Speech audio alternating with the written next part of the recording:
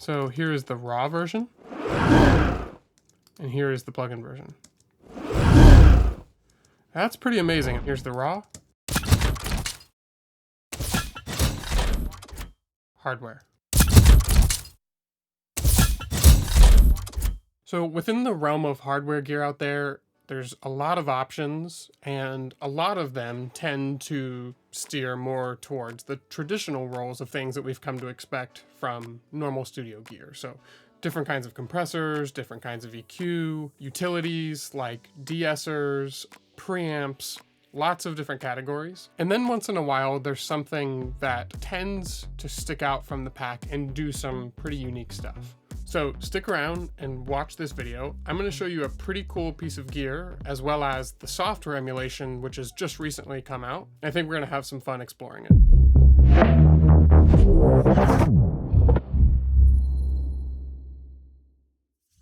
What's up, everybody? My name is Matt Yoakum, and welcome to My Sound. So today we're going to be looking at a pretty cool piece of hardware, as well as the software emulation for it, and that is the SPL Vitalizer Mk3-T. Now, this is a pretty cool piece of gear, and it does several things that are pretty unique to this particular piece of hardware. I also happen to think it's a beautifully designed unit. It's got these really lovely knobs. They've got a nice feel to them. There's sort of this like rubber coating to them that feels really nice. The detents are really nice, and then for the knobs that are undetented, they have just a really nice kind of buttery action to them. And then you can see here there's this little window where you can see the tube inside that lends it some of its character. So for the sake of transparency, I purchased this unit. This is not a sponsored video by SPL. I picked this up because I was really interested in seeing what it could do. I had fooled around just a little bit with the previous generation, the Mark II software from Plugin Alliance, and today we're also going to be taking a look at the software emulation for this newer unit by Plugin Alliance. So we're going to do some direct comparisons back and forth between the software and the hardware and see where they're similar and where they differ. And I'll just say also ahead of time that I'm going to be reacting to this along with you all. I have not made this actual comparison ahead of time. I've only actually played with this hardware unit for about a total of 30 minutes. So I'm still getting used to how this thing even operates. I've actually had to pull out the manual several times just to continue to re-reference what some of these features actually do to wrap my head around them as I was playing with them. It's pretty unique, and it's not exactly what I would call an intuitive piece of gear. So I think it's going to be an interesting thing to explore together, and I look forward to comparing the software and the plugin today. So without further ado, let's get to it. Okay, so here we are in Pro Tools. So what I decided to do to play around with the Vitalizer, both the plugin and the hardware, was to use the animal sweetened sounds that we designed in the Primal Fury video that I made, which you should definitely check out if you haven't watched it already, and you can see how I made these sounds here. This is a very simple setup. Basically up here we just have the raw unprocessed sounds that I haven't touched or done any other processing to.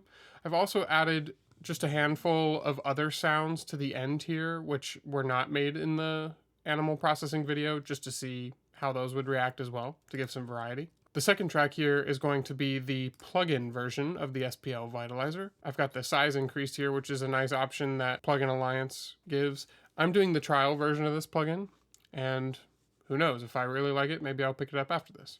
And then last but not least, down here, I just have my patch bay hardwired straight into the Vitalizer and then coming right back in, so it's not going through anything else in the chain. Again, I just picked up this hardware unit because I was really interested in exploring its capabilities, and Plugin Alliance just so happens to have released the software emulation of this hardware unit shortly after I picked up the hardware version, so it makes for a perfect review here. So let's actually just like walk through what this unit kind of does and what the thought process is behind it, and then we'll move straight into the examples comparing them. So in the hardware unit down here, we have our input, which is labeled as drive, and this determines how much signal is actually passing through into the filter network here. And then we've got this little overload indicator, which will turn red about 3 dB before it actually begins to clip, just so that you can keep an eye on your levels. Then here we have this bass sound knob, and you basically have two directions you can go with it. Now, the way that it's described on the front panel and in the manual is that the more that you go towards the right, towards this square shape, it's basically trying to dry up the bass signal and to make it more impactful and percussive. And then if you go counterclockwise towards the more circular shape, it's trying to sort of soften and warm up the bass sound. And then next to it is this bass comp feature. It is a parallel compressor that is only affecting the low end of the signal path. And the more that you turn it up, the more compression is applied, and you'll see this little yellow indicator LED light up once compression is actually being applied to the signal.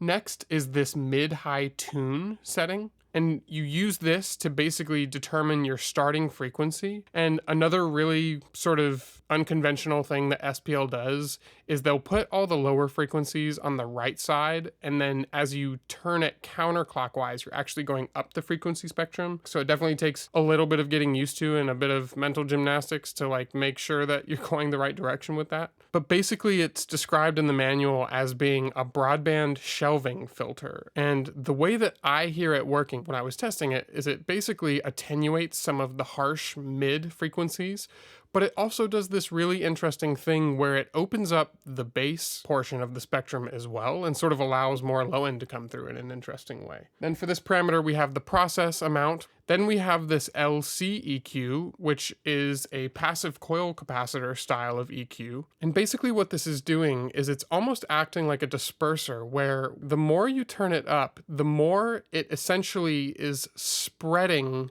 high frequencies in time. So you're getting almost like really small amounts of delay applied as you go up the frequency spectrum, which psychoacoustically acts as an unveiling agent, because the higher in frequency you go, the lower in energy, and therefore the easier it is for those sounds to be masked by higher energy frequencies below them. So the idea is if you spread them out in time, it allows them to then become quote unquote visible to the listener's ear again. And then again, we have the process knob, which on this particular parameter is called intensity. And then last but not least, this is a very interesting portion of the unit, which I've really enjoyed, which is the stereo expander. And it's obviously used to increase the stereo image. And from my testing, it does seem to leave mid information alone and is mostly affecting the side information and widening that, which is nice because you can maintain fold down compatibility as well as the strength of your mono mid information without causing weird phase issues. And then last, as a cool little visual signature here, you've got this little sort of metal mesh grate, which allows you to see the tube inside, which is being used to apply a little bit of character to the output of the unit. I guess it's worth mentioning this is a stereo unit, so there are a left and right input jack and output jack on the back. And I think that's enough of me talking about it. Let's just jump really quickly over to the software. We can see that the front panel is identical up here in this top row, but they've added a second row down below for some additional features. Again, this is my first time using this unit, and I have not used the plugin version at all, but what's interesting here about the plugin version is that this bass split thing here, when you turn this on, the normal soft and tight bass up here is usually an either or choice, but when you toggle this on, you actually now have access to both. You can both tighten the bass and soften it simultaneously. And then we've got a stereo mode selector here, which moves between this analog and this digital button, which is pretty interesting. This is a concept that Plugin Alliance and SPL have developed, where TMT stands for true analog modeling, and basically it's just representing the sort of randomness that can happen in analog to try to grow the digital emulations ever closer to what analog is capable of doing. And they've essentially modeled the differences between channels and the sort of randomness that can occur. So instead of just having a single model, you've got actually 20 to choose from. And if you use digital, it will make them identical on either side. Whereas in the analog mode, it will allow you to have them slightly different. So you get a slight difference between left and right. Okay, then we've got a digital headroom, which just allows you to push signal more or less into the unit. We've got a mono maker, which is nice if you want to take some of the low end information and make it mono, you can do that. It'll pull the side information out of the low end. And then this interval thing is interesting. It basically just allows you to set an interval where the unit will toggle itself into bypass mode and then back to active so that you can A/B test without having to click manually. I'm obviously going to leave this turned off for now. And then last but not least, you have an output knob. So I think that's a thorough enough rundown of talking about the units. Let's actually hear these things in action. I'm going to be interested in starting with the hardware unit first, and we will go from there. So I'm just going to play with each parameter, and we're just going to explore and see what we get for each one. I'm going to start with everything at what would be considered like the starting point, like sort of what would be unity for the unit. So bass compression down, the bass sound set to 12 o'clock, processing down on both the mid-high tune and the LC EQ, and then the stereo expander all the way down to start. So here we go.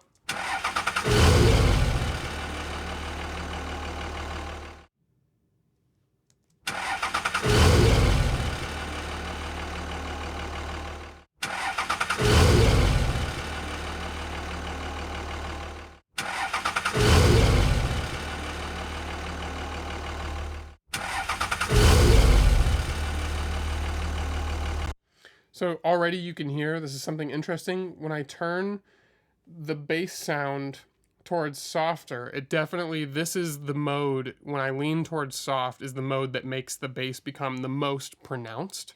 And then as soon as I start to engage and turn up the processing on this mid-high tune, not only is it reducing sort of that mid-range that I was talking about and that it references in the manual, but it's also seeming to either boost or unmask the low end in the signal that didn't exist there before, which makes this bass shape actually much more pronounced. So I'm going to turn this back to noon and adjust the mid-high tune and then come back to it.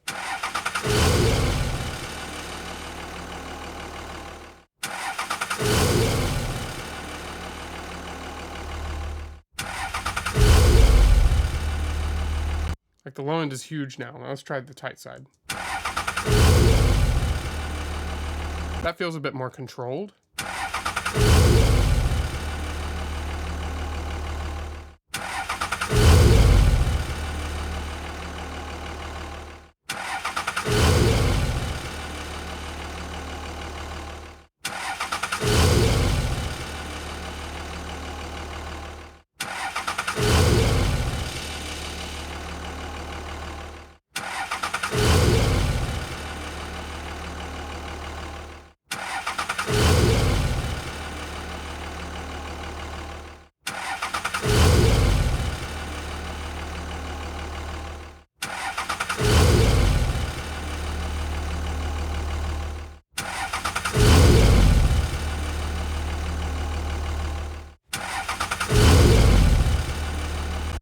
That sounds pretty good. I'm curious to hear what this sounds like raw again. So here's the hardware unit.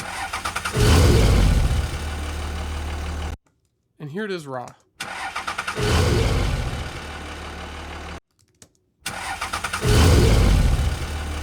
I mean, the stereo widening is doing a lot. The high end is much more crisp. It definitely feels like somebody pulled like a paper bag off of this top recording here.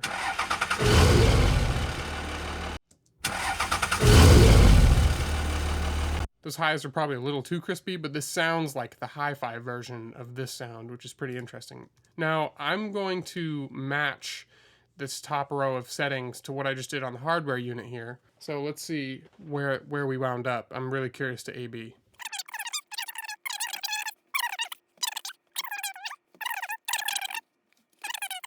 So I'm not going to touch this bottom section for now. I'm going to apply this automation and let's see how the hardware compares to the software now. So here's the software.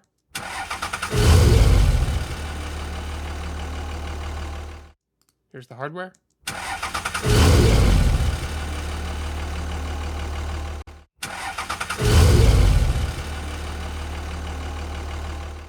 Whoops.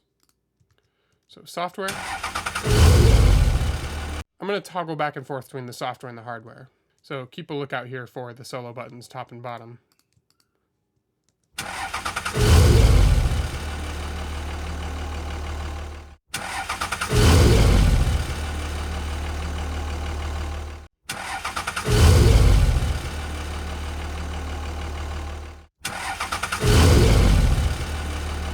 So the hardware unit has a little bit more fidelity on the top end, a little bit more width. I don't know, there's something a little more three-dimensional about the hardware unit to me. And then let's do the software comparison to the raw.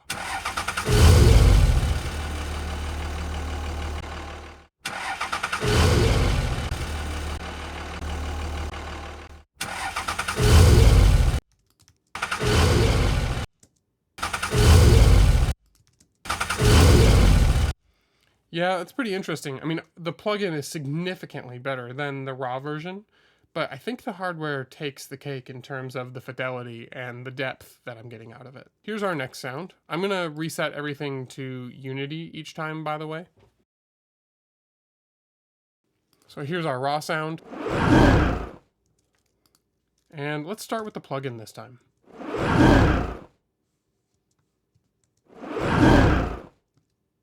I think what I'm going to do is actually just put this in read mode. I'm going to start with the mid-high tune because that tends to inform this low-end thing a lot.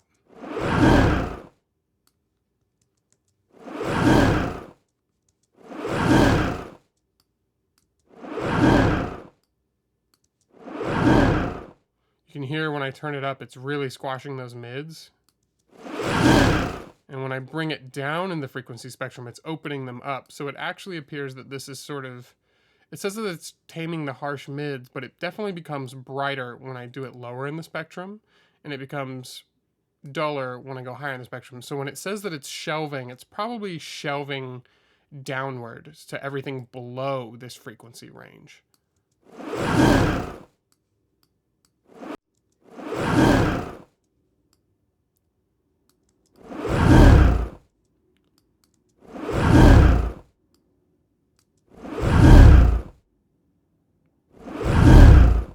That feels nice.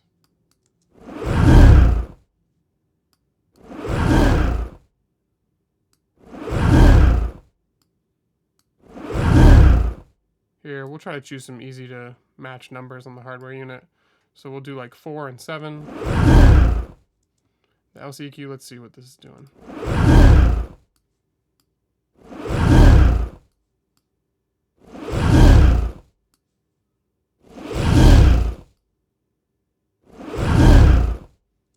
Feels nice. How about stereo expansion?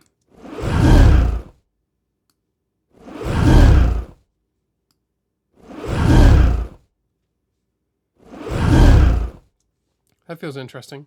So here is the raw version, and here is the plugin version. That's pretty amazing. I mean, that gives a lot of life to it, a lot of depth, and it's doing fantastic. Like, I don't think there's anything wrong with this plugin whatsoever.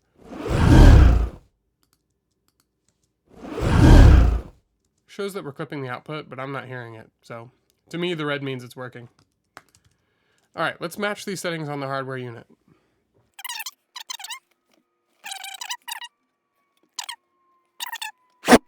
And then the stereo expander up to 8. Let's see what this sounds like. And the plugin. The hardware. I'm gonna loop them a couple times here. So here's the plugin. Hardware.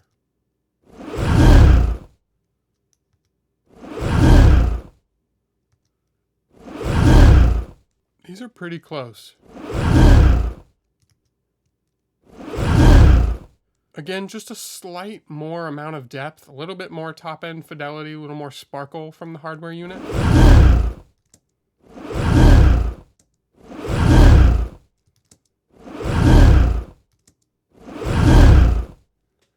I mean, those feel extremely close. In a blind test, if I didn't know which was which, I could hear the difference. I can hear there's a little more brightness with this, but you may even be able to compensate for that in the plugin. Like, these are pretty apples to apples.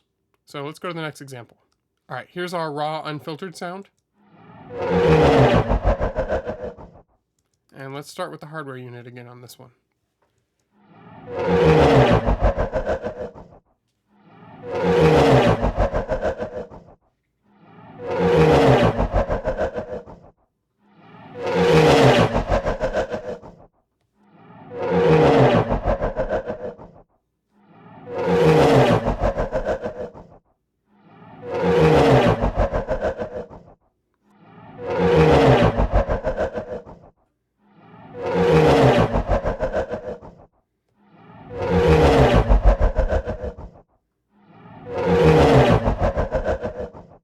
Okay, so I've actually just turned these clips down about minus 10 dB just because I was clipping on the input of the hardware unit. So let's go ahead and start processing.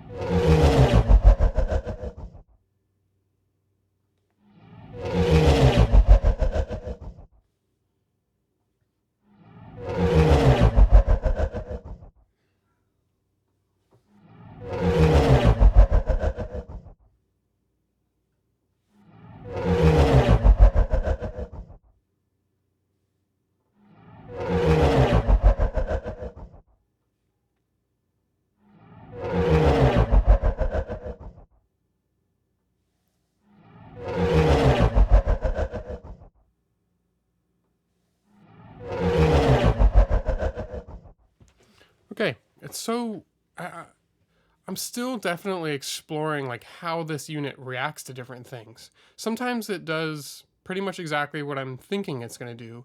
And then there's other behaviors like with the mid-high tune where there's something about increasing the intensity of that processing that's totally opening up and allowing for this bass shape to actually work. Like before you start processing the mid-high tune, the bass shape doesn't do all that much. Like it's not very reactive. If anything, it's just extremely subtle.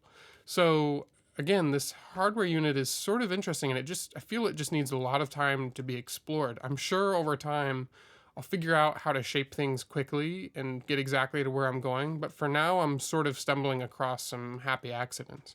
So I think this is sounding pretty good. Let's match the settings in our plugin to the hardware unit here real quick. So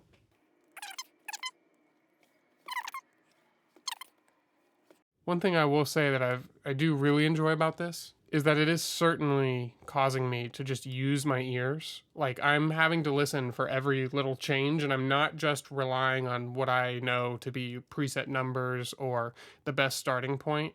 Like I'm really just sort of listening to this thing evolve as I twist knobs, and that's a pretty rewarding experience actually. So here's the plugin with all the same parameters set. Again, let's try a different TMT here.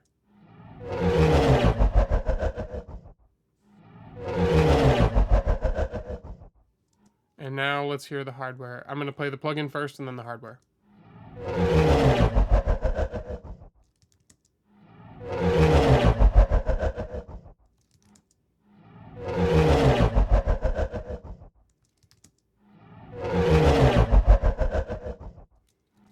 And here's the raw.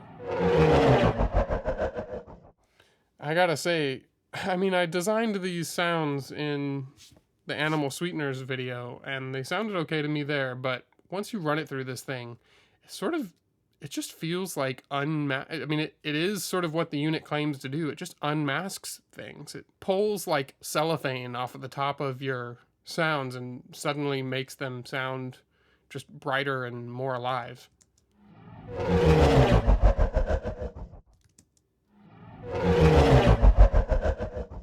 I mean, this plugin is doing a phenomenal job of emulating this hardware gear. I think Plugin Alliance has really done just a fantastic job with the modeling here. They're very close.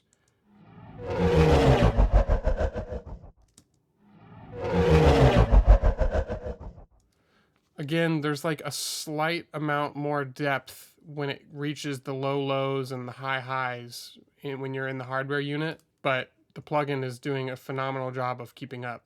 All right, let's go quickly through these next examples. Here's the raw recording. Definitely wanted to test a percussive element here. That's definitely lacking a lot of low end for me. So let's see what we can do with the hardware unit here. I'm going to try setting some of these settings before listening to it and see where I get.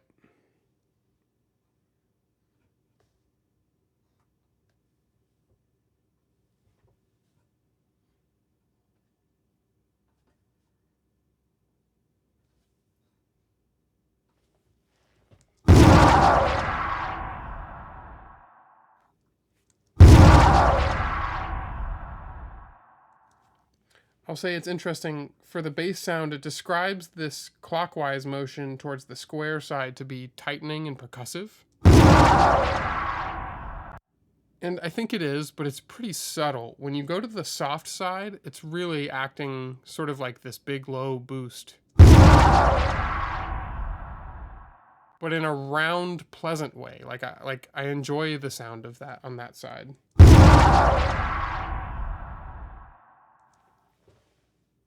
I'm going to turn the LCEQ off for this one.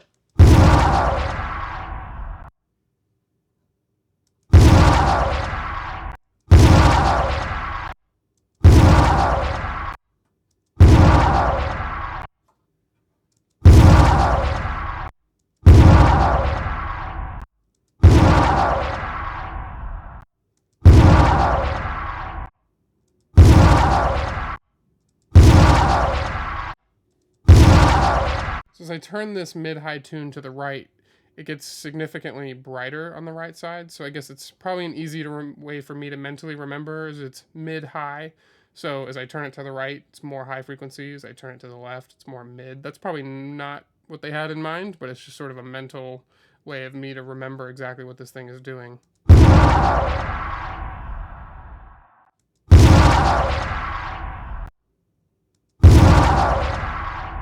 Somewhere in the middle there feels good to me. And then the stereo expansion, let's turn that off. And then up.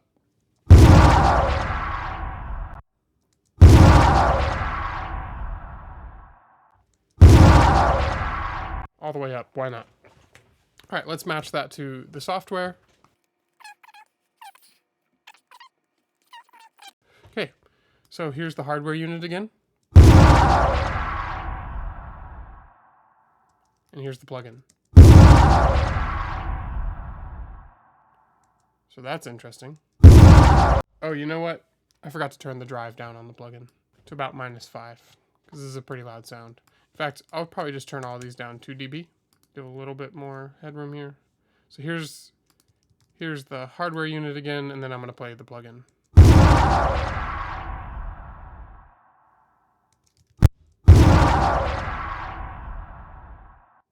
Plugin. Hardware.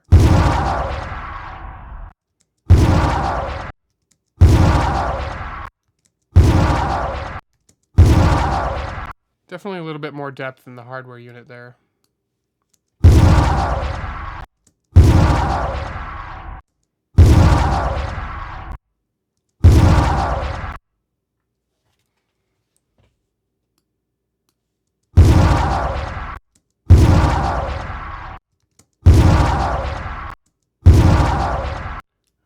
Once I gain match these, they're extremely close. Again, it's just a testament to SPL and Plugin Alliance for having modeled this so well. Okay, I don't think I'm going to do a comparison of every one of these between the hardware and the software, but I will do a couple of them with the software and a couple of them with the hardware, and let's just see what we get for the sake of expediency in this video so that it doesn't last for hours.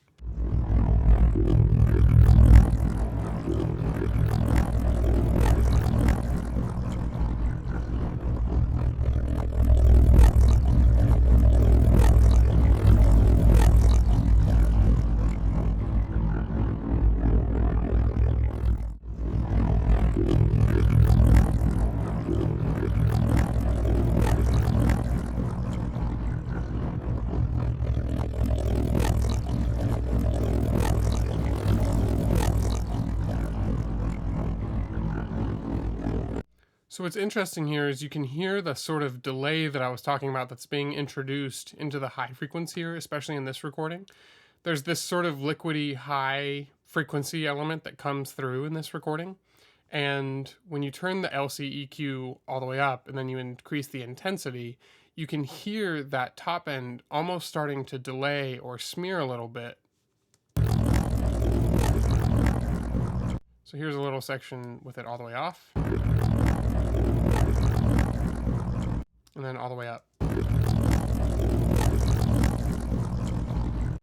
It's pretty interesting to hear it working that way.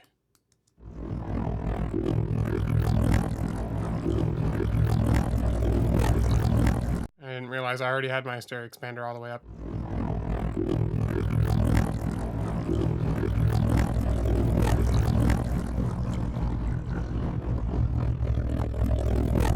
I'm going to toggle the bypass of it now as it plays through.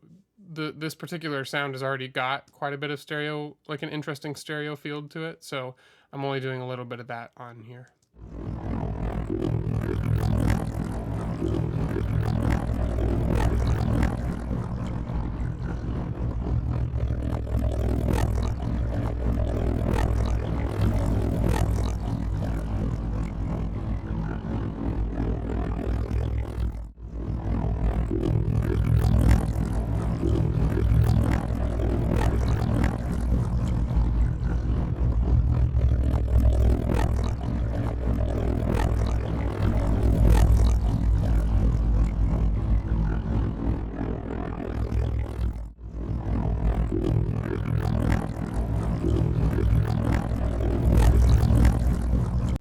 So it's definitely doing stuff. It's definitely more subtle on this file. This file already has a lot of cool movement and texture, and it's already pretty high fidelity sounding on its own.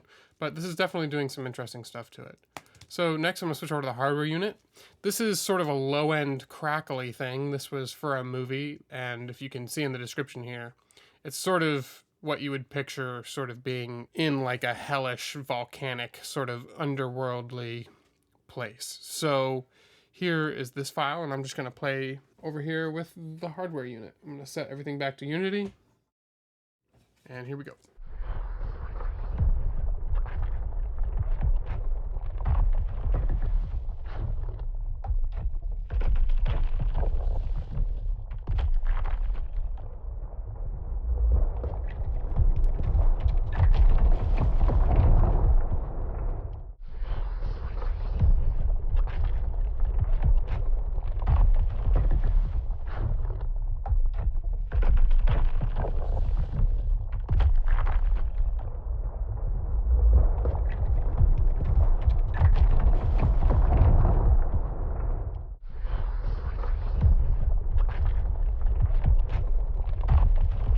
I'm going to toggle back and forth between the hardware recording and the raw.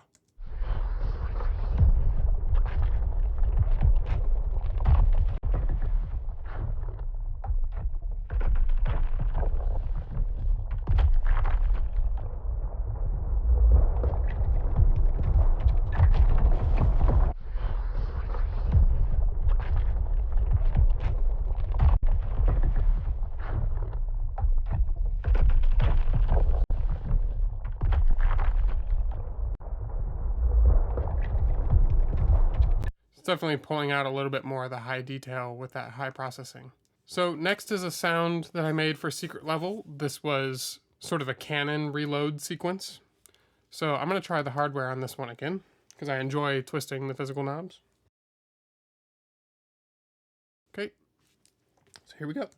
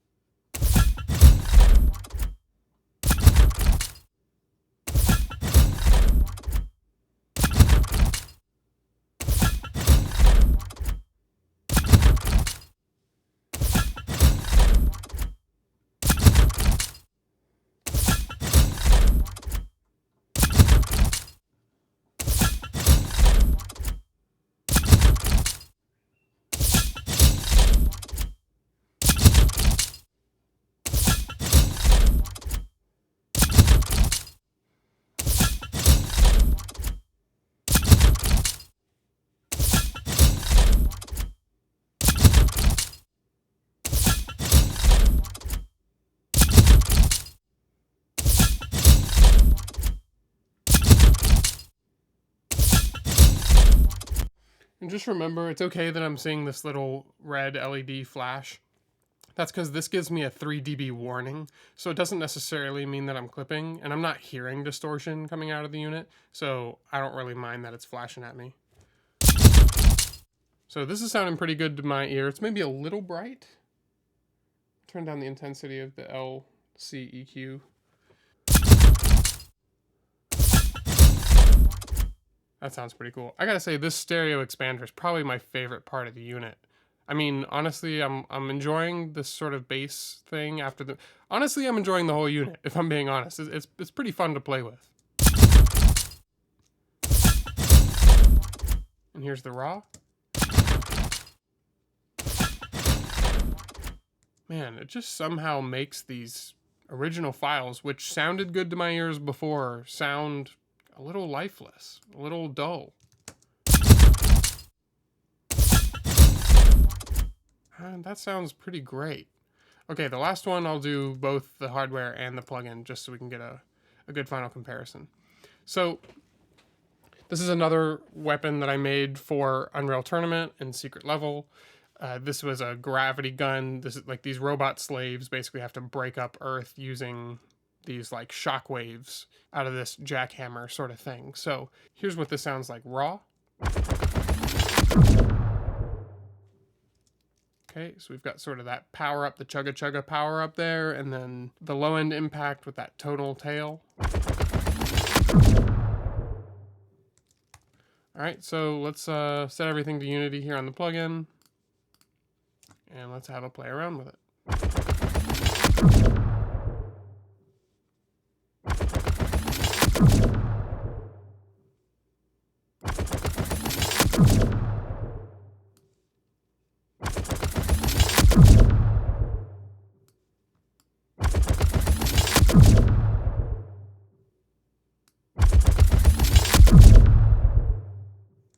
So this soft thing is also reaching much deeper into the lower frequencies, it feels. Here's the tight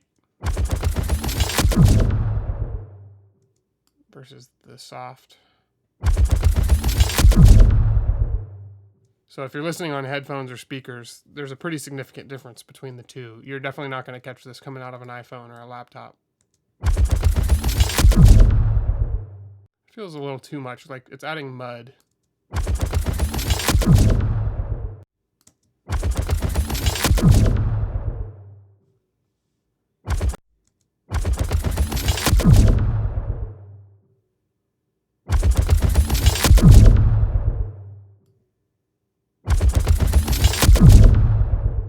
That sounds good to my ear. Let's see how this does.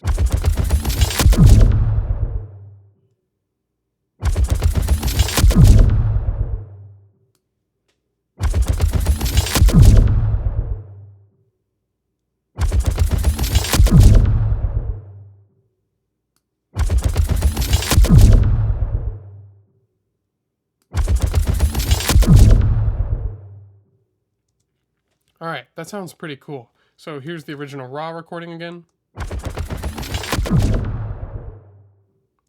And the plugin.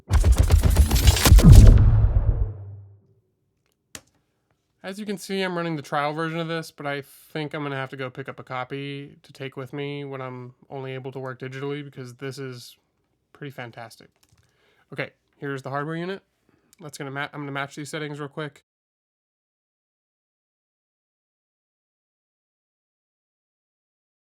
All right, so here's the plugin one more time. Here's the hardware unit. Does sound like I'm clipping just a tiny bit there, so I'm gonna go down just a little bit.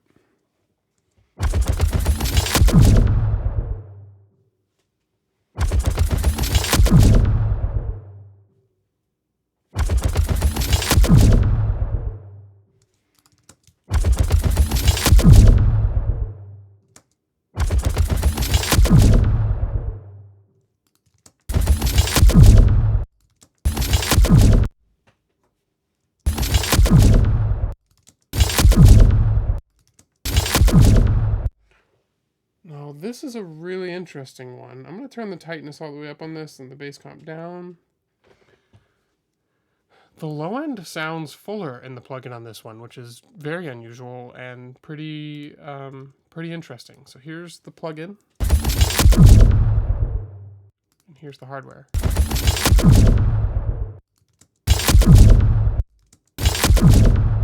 It's just a little bit more pronounced in the plugin, which I wasn't expecting.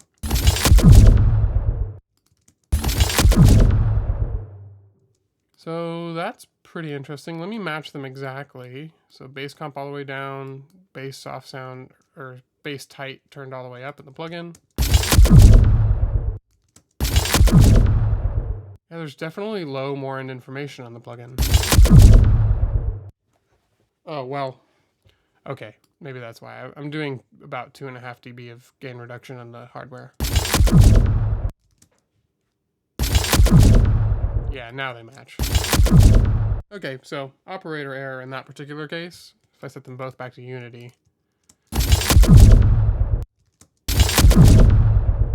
Yeah, now they're more comparable. All right, so there you have it. I mean, that was a genuine and real-time set of reactions from me comparing the two. I've been a fan of Plugin Alliance plugins for a long time. I'll continue to use their stuff. It's really well made. As you can hear, software emulations are just getting better and better these days. I mean, they're really creeping up on analog in a significant way.